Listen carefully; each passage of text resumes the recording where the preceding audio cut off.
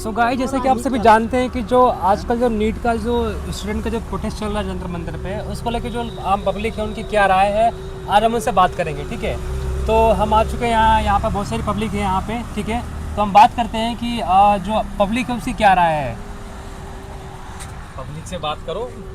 Sir, जो ये चल रहा है जंतर मंतर पे, उसके बारे में आप क्या कहना चाहोगे, जो भी चल रहा है प्रोटेस्ट देखो, वगैरह? प्रोटेस्ट तो सही चल रहा है और जो कर रहे हैं जिनके उसमें चल रहा है उससे हमें कोई मतलब नहीं है। हमारा मतलब प्रोटेस्ट चल रहा है और जो रीजन है, जो सब्जेक्ट है और जो एजेंडा है वो एकदम सही है, क्योंकि बच्चों के लिए हक, बच्चों के हक के लिए, बच्चों के जो मेहनत करते हैं लोग, इतने बच्चियाँ मर गई, इतने लड़के मर गए। नीट एग्ज़ाम जो लीक हुआ वो क्यों मर गए?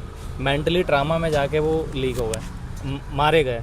और धर्मेंद्र प्रधान रिजाइन क्यों नहीं देता है ये है? तो इसमें जो जवाब दी वो किसकी बनती है और जो अकाउंटेबिलिटी है वो किसकी है? अभी तक कोई गवर्नमेंट की तरफ से कोई वो नहीं आया, इन्फॉर्मेशन नहीं आया। ऑब्वियसली क्या नाम है, शासन और प्रशासन दोनों की है।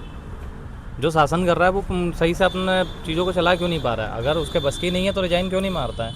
इतने दिनों से लोग प्रोटेस्ट पे बैठे हुए हैं। सोनम जी 25-30 दिन रहे, ठीक है। वो लड़की भी है, लड़की को मत बोलो, सोनम को सब जानना है इसलिए, लेकिन एक लड़की और भी है जो करीब 23-24 दिन से कंटिन्यू भूख हड़ताल पर है। किसी ने उस पर ध्यान दिया? अभी कल ही एक लड़की शहीद हुई है, ठीक है, उस पर किसी ने ध्यान दिया? कोई ध्यान नहीं दे रहा। इतने बच्चे मारे गए, ठीक है, मारे जा रहे हैं, कोई कील से, कोई क्या नाम है पत्थरों से, कोई क्या नाम है करंट से। तुम लोगों ने देखा? उस चीज़ को नहीं दिखाया जा। अबे सीधी सी बात है, कोई मुझे मारेगा तो मैं थोड़ी बख्शूंगा। प्रोटेस्ट शांतिपूर्वक चल रहा है, चलने दो। तुम ऐसे युद्ध स्तर की तैयारी करके आए हो किस लिए?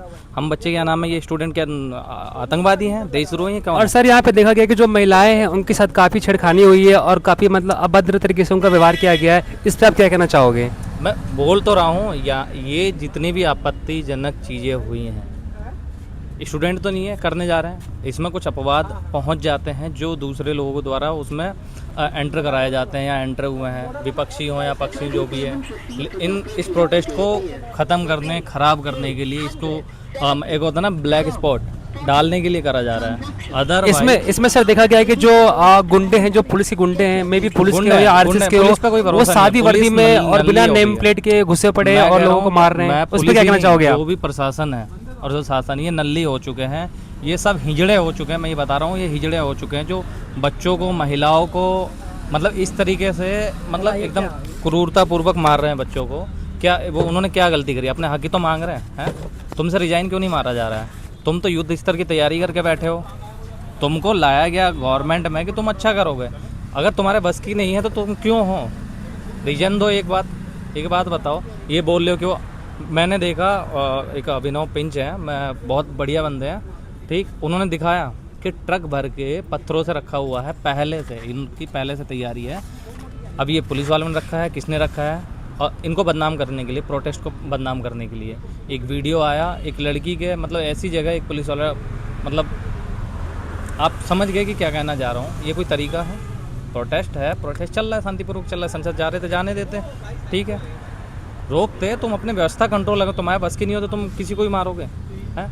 मतलब ये देश इंडिपेंडेंट है, लोकतांत्रिक देश है। प्रोटेस्ट हमारा हक है, बच्चों का हक है, हर एक नागरिक का हक है प्रोटेस्ट। अगर देखो सर, समझ जाऊंगा, आपको बीच में रोक रहा हूँ। लोहिया जी कह गए हैं, अगर सड़क खाली हुई, समझ रहे हो, तो सरकार निकम्मी हो जाएगी। सरकार जब सड़क पे भरी हुई है तभी सरकार अपनी चीज़ों को मानती है, तभी वो काम करने लगती है। अगर तुमको काम करना है सही से, अभी भी मौका है।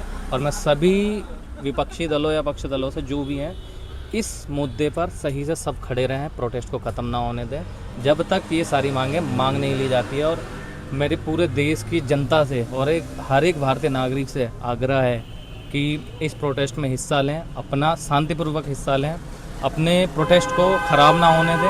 और जब तक न्याय नहीं मिल जाता, और सबसे बड़ी बात, जितने बच्चे इस पेपर लीक में मारे गए हैं, जिसने सुसाइड करा है, बस जिसके वजह से ही मारे गए हैं, पहले तो वो न्याय मिले, और दूसरा हर एक बच्चे को घर वालों को कंपनसेशन में कम से कम 5 करोड़ रुपए मिले। ये मांगे दी गई हैं, जो मैं बोल तो रहा हूँ, सीजेपी है उसने मांगे करी हैं, 1 करोड़ रुपए मिलने चाहिए, मांगे पूरी होनी चाहिए। और उनको सख्त से सज़ा नहीं, उनको सीधा फांसी पर लटकाना चाहिए।